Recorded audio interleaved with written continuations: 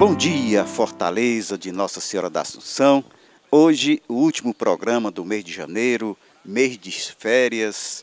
Por isso que nós estamos aqui, neste ambiente bem propício para se sonhar numas boas férias. Acredito que você, que passou esse mês de janeiro de férias, já deve estar bem preparado para retornar às suas atividades. E falando de férias, os missionários de Deus, aqueles que evangelizam, não têm férias. Como, por exemplo, o nosso convidado de hoje, que está em férias aqui na cidade de Fortaleza, ele que é cearense, radicado em São Paulo, e sempre que vem a Fortaleza, está aqui conosco no nosso programa Semeando. Eu falo do padre Sanclay, nosso amigo, ele que é realmente um sacerdote voltado muito para a juventude, inclusive fazendo parte também do Tribunal Eclesiástico em São Paulo. Bom dia, padre Sanclay.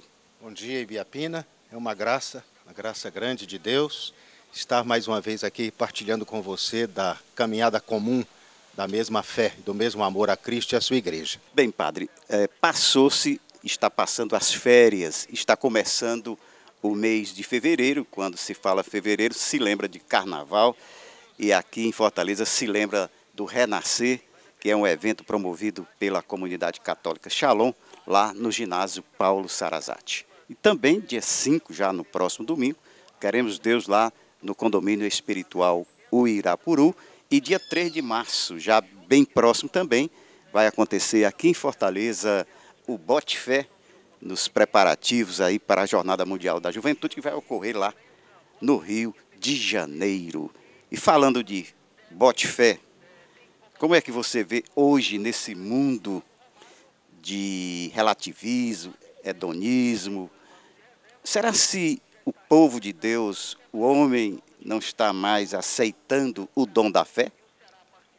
Como você bem recordava, a fé é dom, mas nós todos precisamos criar um ambiente favorável para a fé, uma atmosfera, um clima, favorável à fé.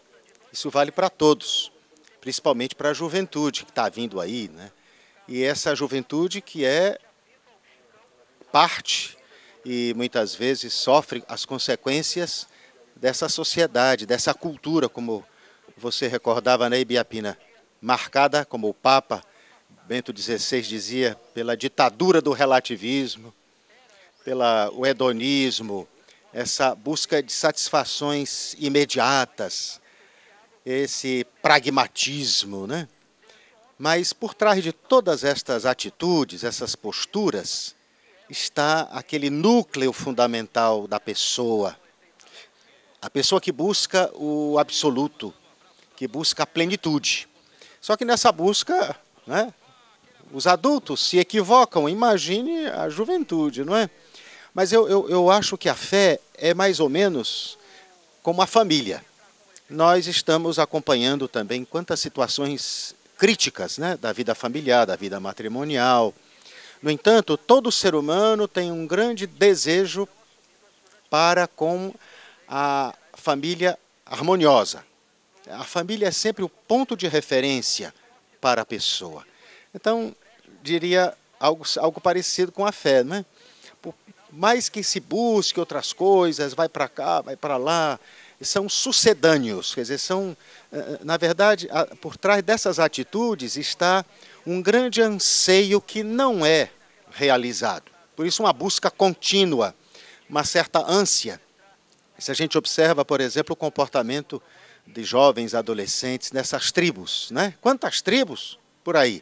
Das mais violentas ou das mais, ligadas a um objetivo, como, por exemplo, a questão alimentar, vegan, não sei o que mais, Então, estas pessoas elas buscam um objetivo, elas se reúnem em torno de valores, ou, às vezes, pretensos valores ou falsos valores, como é o caso de coisas que levam à violência, ou ao consumo de droga, por exemplo. Mas por trás disso existe o quê? Uma necessidade de pertença, uma necessidade de vinculação, de busca de segurança. E quem sabe muitos decepcionados com, digamos, uma religião tradicional, ou como essa religião lhe foi transmitida, ou como o próprio catecismo da igreja diz quando fala do ateísmo, né? Quem são os culpados pelo ateísmo, ou as causas do ateísmo, né? Muitas delas, além da influência, por exemplo, de professores que fazem a cabeça dos alunos, ou nessa linha mais de agnosticismo, de ceticismo, né? Mas também o testemunho negativo de alguns, né? Ou um falso Deus. Eu me lembro sempre de um professor que eu tive na teologia, ele usava uma frase instigante, ele dizia assim: nós precisamos ser ateus de algum tipo de Deus, e para que possa surgir a fé límpida, né? Uma fé mais autêntica, amadurecida no Deus vivo e verdadeiro, que é Cristo nosso Senhor. O que você diria hoje para os pais, para os filhos que ainda não tiveram essa experiência pessoal com Jesus?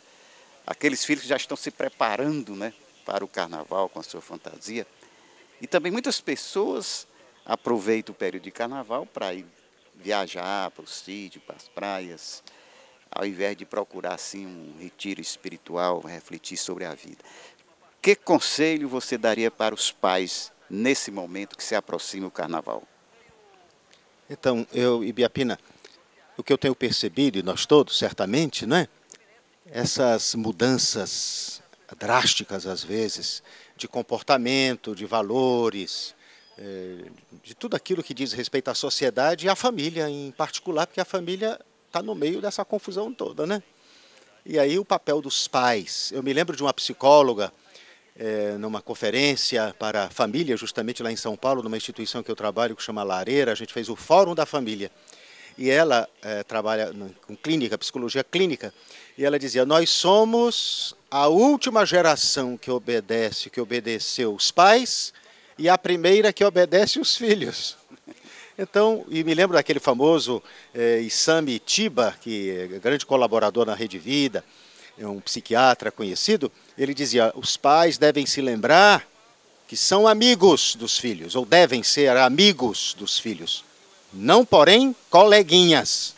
Então, eu acho que essas coisas assim são lembretes, né, advertências de como que os pais devem comportar-se com seus filhos. É claro, nós também somos uma geração, uma cultura, em que os pais, pai, mãe, especialmente a mulher, a mãe de família, se encontra sobrecarregada.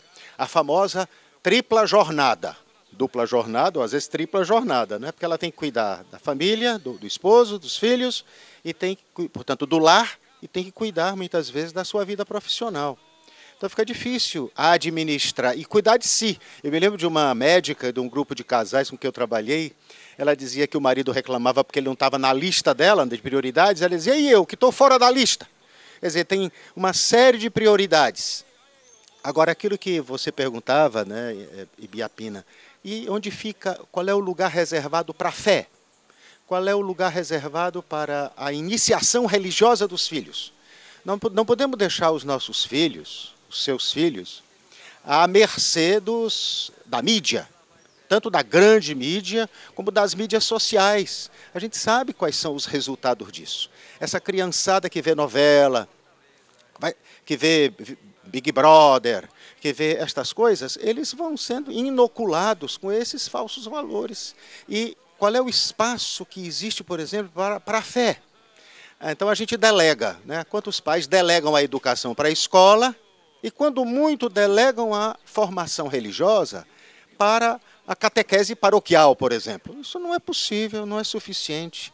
Eu sempre gosto de dizer aos pais, assim como a educação, assim como a civilidade, tudo aquilo, o trato humano, tudo isso se aprende, em primeiro lugar, em casa. A fé também, a fé, em primeiro lugar, é em casa que a gente transmite esses valores. E ainda uma outra coisa que gostaria de recordar: os pais têm que se vincular em algo, em algum movimento, em algum grupo de reflexão.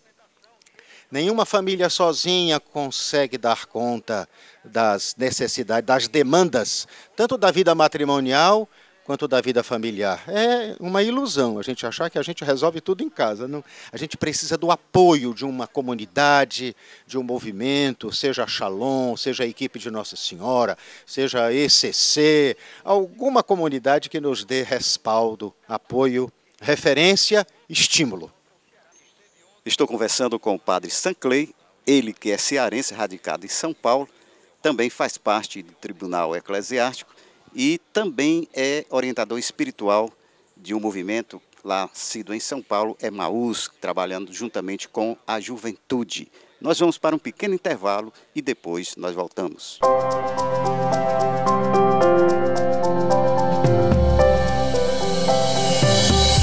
Vem aí! Renascer 2012. Dias 19, 20 e 21 de fevereiro, no Ginásio Paulo Sarazate, com entrada franca. Convide seus amigos, familiares e venha renascer neste carnaval.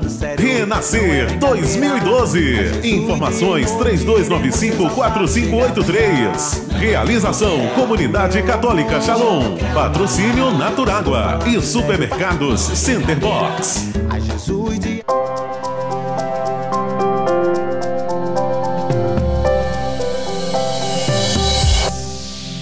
Padre Sanclay também faz parte do Tribunal Eclesiástico lá em São Paulo.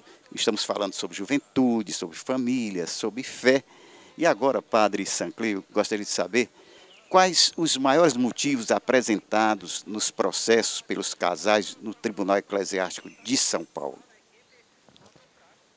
O Tribunal Eclesiástico, como sabem, existe em cada arquidiocese, ao menos, né? Existe o Tribunal Eclesiástico da Arquidiocese de Fortaleza, que cuida de todas as causas matrimoniais de todo o Nordeste 1, né, das dioceses todas que compõem o estado do Ceará. Eu trabalho lá em São Paulo, nosso Tribunal Eclesiástico tem uma competência também nas dioceses vizinhas, lá mais próximas, né? Santos, Mogi, Santo Amaro, Santo André, São Caetano, etc., né? Agora, como perguntava o Ibiapina, os motivos pelos quais entram com pedido, como lembram, ou gostaria de lembrá-los, que a igreja não anula casamentos. Não existe este termo, né, no direito eclesiástico, ou direito canônico, como a gente também chama.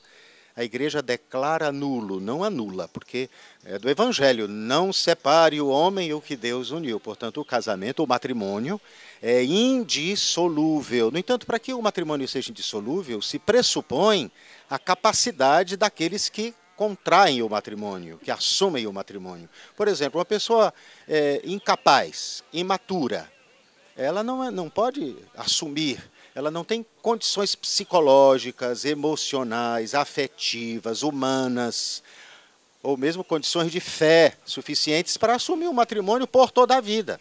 Então, as causas que entram no tribunal, primeira coisa, a maioria quer regularizar a sua situação. A maioria, ou se não quase a totalidade, já se encontra numa segunda união. Quer dizer, o primeiro casamento já fracassou. E por vezes esse primeiro casamento foi assumido assim por conta de uma gravidez não programada, ou porque um namoro prolongado e a cobrança social da família. Então uma das partes se sente assim moralmente obrigada, entre aspas, né, a assumir o matrimônio. E é somente depois, quando o casamento fracassa, é que eles vão olhar para trás e vão dizer, nossa, não deu certo por quê? Porque éramos imaturos, incapazes, não era bem isso, a gente tinha outro sonho, outra maneira de entender as coisas. Então agora vamos correr, né, para recuperar o que perdemos, é o leite derramado, né? Então, por isso, o Tribunal Eclesiástico contempla essas situações e o tribunal vai analisar, portanto, mediante testemunhas, se de fato esse casamento já começou errado, por isso ele deu errado. Daí a importância, né, Ibiapina, e todos nós sabemos, da preparação para o casamento. Eu me recordo de uma história, uma anedota, algo que contavam, que uma vez os pais foram ao pediatra e aí disseram, olha, quando que é bom a gente começar a educação sexual do nosso filho? E o pediatra lhe teria perguntado, que idade tem o seu filho? Ah, ele já está com 6 para 7 meses. Pois então vocês já perderam 6, 7 meses de educação sexual. Quer dizer, educação sexual significa educação para a afetividade, para a questão das emoções, sentimentos, expressar sentimentos de maneira adequada. Tudo isto se começa no aleitamento materno. Isso se começa na troca de fralda, no banho, né? Quer dizer, no trato com o bebê, depois com criança, adolescente. Agora, é claro, onde a criança... Eu tenho uma médica minha conhecida, que é endocrinologista, tem doutorado lá na Unifesp, em São Paulo. Ela dizia, sabe, a puberdade feminina, que era aos 12, passou para os 9, e já existem episódios de puberdade feminina aos 6 anos. Então, não é brincadeira a gente entregar os nossos filhos para esse mundão aí, a educação para o casamento, educação para o namoro, para o noivado, para a afetividade, como vale para a medicina em todos os aspectos, muito mais vale para a questão do casamento. A medicina preventiva. Tem que se preparar com bastante antecedência.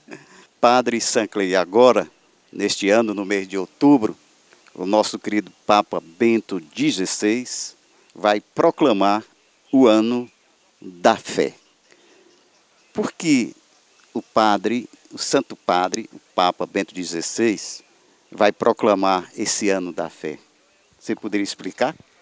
Então, como é sabido, né, acho que todos devem recordar que o Concílio Vaticano II foi convocado pelo então e agora beato João XXIII em 1962. E quando o Papa Paulo VI comemorou os 10 anos do concílio, né, quando encerrou-se o concílio em 65, quando foi a comemoração dos seus 10 anos, de 71 para 72, né, o Santo Padre Paulo VI, ele proclamou o Ano da Fé. E foi naquela ocasião que ele convocou o Sínodo Mundial dos Bispos, né? E depois saiu um documento belíssimo que se chama Credo do Povo de Deus, que é um creio ampliado, um creio como o creio que nós conhecemos, né? Creio em Deus Pai Todo-Poderoso, né? Mas que inclui uma série de situações novas, que recolhidas pela fé, sobretudo no século XX. Então, imitando isso, né, do saudoso Papa Paulo VI, o nosso Papa, querido Papa João Bento XVI, está fazendo algo parecido, não é? Agora de 2011 para 2012, ele já lançou um documento que nós encontramos no site do Vaticano, não é? www.vatican.va. Ali tem todos os documentos. Então, esse documento é lindíssimo, porque o Papa está, justamente por conta daquilo que o Ibiapina recordava no início, né? Nesse contexto de relativização, de indiferentismo religioso. A fé precisa ser novamente refundada no sentido de colocar novos alicerces, ou confirmada, para ficar ainda mais confirmada, e assim a gente atender aquilo que o bem-aventurado João Paulo II recordava na sua encíclica Razão e Fé, e citando a segunda carta de São Pedro, nós temos que estar prontos para dar as razões da nossa esperança. Estar prontos para dar as razões e os fundamentos da nossa fé. Então, renovar esse testemunho da fé num mundo que procura tantas coisas, mas que precisa, de novo, ser orientado para o foco, não é? Para o essencial, para Deus, na sua verdade plena, como lembrava Santo Agostinho. Falando de Papa Bento XVI, vamos falar do bem-aventurado João Paulo II, que introduziu a Jornada Mundial da Juventude e deixou um legado aos jovens do mundo inteiro, que é a cruz, que vem peregrinando por vários países. No ano passado, estivemos acontecendo lá na Espanha, 2013, no Rio de Janeiro. Aqui em Fortaleza, a cruz e o ícone de Nossa Senhora vai chegar no dia 1º de março, e vamos ter um grande evento no aterro da Praia de Iracema, chamado Bote Fé. O Bote Fé, botando fé também já no ano da fé, que vem aí em outubro. E a juventude de Fortaleza, naturalmente, já está se preparando, não só a juventude, todo o povo de Deus, para estar junto com o nosso arcebispo, Dom José Antônio, os bispos da diocese do nosso interior do estado, sacerdotes, enfim, todo o povo de Deus recebendo a cruz e o ícone de Nossa Senhora. Você tem um trabalho muito bonito também com a juventude, eu sei disso lá em São Paulo, nesse movimento Emaús, que você pode até querendo explicar o que é esse movimento. Como é que você vê também acontecendo aqui no Brasil a Jornada Mundial da Juventude e principalmente aqui em Fortaleza, o Bote Fé, dia 3 de março. Essa iniciativa do Santo Padre, o Papa de saudosa memória, Beato João Paulo II, nós lembramos do carisma pessoal com que Deus marcou aquele homem santo, não é? De atrair tantos jovens. Eu me recordo que nos anos 80, 1980, quando ele esteve no Brasil, eu ainda não tinha entrado no seminário, e me lembro que foi um momento que me marcou profundamente, assim, na definição mesmo da minha vocação sacerdotal. E aí este Papa que foi regimentando juventude em torno do mundo, não é? A gente lembra, por exemplo, do ano santo, o ano jubilar, de 2000, quando em Roma se reuniram mais que 3 milhões, não é? de pessoas, e jovens em sua maioria, a gente recorda, por exemplo, de como o Papa, mesmo idoso, já tão cheio de limitações por conta das enfermidades, não é, que ele padecia, e atraindo sempre a presença de ele como instrumento de Deus mesmo, não era para a sua pessoa, mas para Deus, para o Cristo Jesus, não é? Então toda essa experiência o Brasil não podia estar de fora, né? Nós conhecemos já um dito popular, assim, o Brasil, o maior país católico do mundo. E a gente sabe também que a juventude, a população juvenil no Brasil é uma coisa extraordinária, não é? Então era necessário que aqui também houvesse essa jornada mundial da juventude. E como sabemos, é mais importante em termos numéricos e de mobilização de pessoas do que a Copa do Mundo, do que qualquer outro evento. Então eles esperam mesmo, eu ouvi a previsão de 4 milhões de pessoas no Rio de Janeiro em 2013. Mas é gente muita. São mais do que os Jogos Olímpicos, mais do que qualquer coisa, não é? Então, é um modo também de a igreja, e sobretudo a parte da juventude, testemunhar essa ação de Cristo, essa presença de Cristo, aquilo que Cristo atrai de todos os tempos.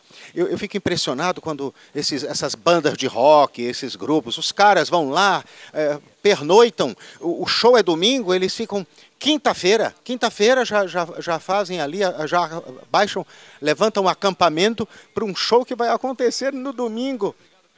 Eu fico imaginando quantos jovens aqui em Fortaleza, nesse evento que vai acontecer lá na Praia de Iracema, e quantas dioceses lá em São Paulo, com o trabalho que eu tenho, como Ibiapina recordava, com o movimento de Emaús, todo o pessoal da comunidade participou do Bote Fé, que já aconteceu em São Paulo. Então ali vieram os padres mais ligados à mídia, não é, como o padre Marcelo Rossi, o padre Fábio de Mello, Juarez de Castro, tantos outros, né? Reginaldo. E assim, esses acontecimentos têm que mexer com todo mundo, né, para mostrar de novo sempre como é a pessoa de Jesus Cristo, que é o foco, que é o fundamento, que é a meta, é a razão de ser da nossa vida. Por isso toda a juventude se sente entusiasmada para os ídolos, entre aspas, né, deste mundo, as estrelas e astros deste mundo, quanto mais para a pessoa de Jesus Cristo, que é o eterno jovem, né, e ele que toca os corações de todos os jovens e de todos os tempos, de todas as gerações. Jesus eterno jovem. Além da cruz, o ícone de Nossa Senhora também jovem. Como é que você vê também a presença de Nossa Senhora nessa jornada mundial e principalmente aqui no Bote Fé, o ícone de Nossa Senhora, para a juventude?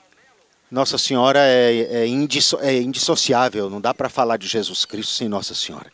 Quando eu ouço pessoas que dizem, não é? Nossa Senhora foi apenas uma mulher como a outra. Digo, meu Deus do céu, como dizer que Nossa Senhora foi uma mulher como qualquer outra? A única diferença é que ela é a mãe do Filho unigênito de Deus. Só essa pequena diferença, né? Quer dizer, quando a carta de São João diz assim, aqueles que negam que Cristo veio, que Jesus, o Cristo, nasceu na carne, é o anticristo. E como é que Cristo veio na carne? Quer dizer, assumiu a nossa condição humana. Que carne foi essa que ele assumiu? A Virgem Maria. A própria carne da Virgem Maria. Cristo se tornou realidade, ser histórico, se encarnou pela ação do Espírito Santo no seio da bem-aventurada Virgem Maria.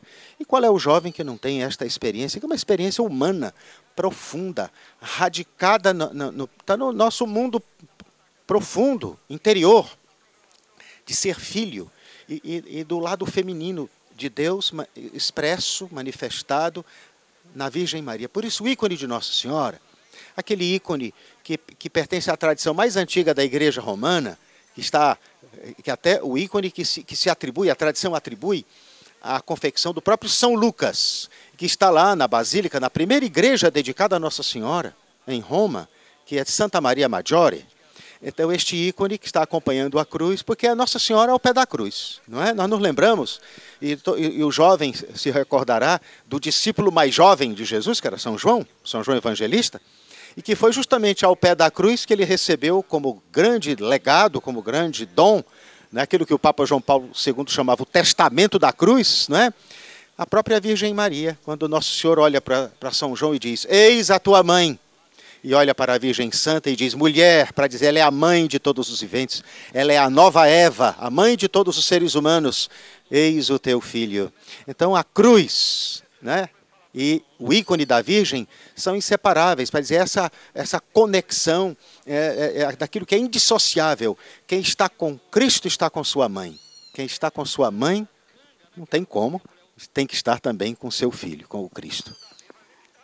Bem, nós estamos já encerrando o nosso programa de hoje. Lembrando a você, no próximo domingo, no céu, Queremos Deus, dia 19, 20 e 21, lá no ginásio coberto Paulo Sarazate, o Renascer, um carnaval diferente para você com Jesus. E dia 3, na sua agenda, já marque aí, bote fé, lá no aterro da Praia de Iracema. Padre Sanclay, queria agradecer a sua disponibilidade, está de férias, mas está aqui trabalhando, evangelizando também aqui com o nosso programa. E eu gostaria que o final do programa ficasse com você, com uma bênção bem especial para nossos amigos, principalmente para a juventude que está se preparando para o Bote Fé. Então imploremos do Senhor essa graça de também sermos bênção uns para os outros, que todos os jovens sejam bênção para os seus pais, que todos os pais sejam bênção para os seus filhos, e assim a família inteira abençoada, e que as novas gerações levem no peito, né, como a gente diz naquela canção, no peito leva uma cruz, no meu coração o que disse Jesus. E que o Senhor vos abençoe e vos guarde, volte para vós o seu rosto, vos seja favorável, o Senhor volva para vós o seu olhar e vos dê a sua paz. Que pela intercessão da sempre bem-aventurada Virgem Maria, vos abençoe, guarde, conduza e permaneça convosco a bênção de Deus Todo-Poderoso, o Pai, o Filho e o Espírito Santo.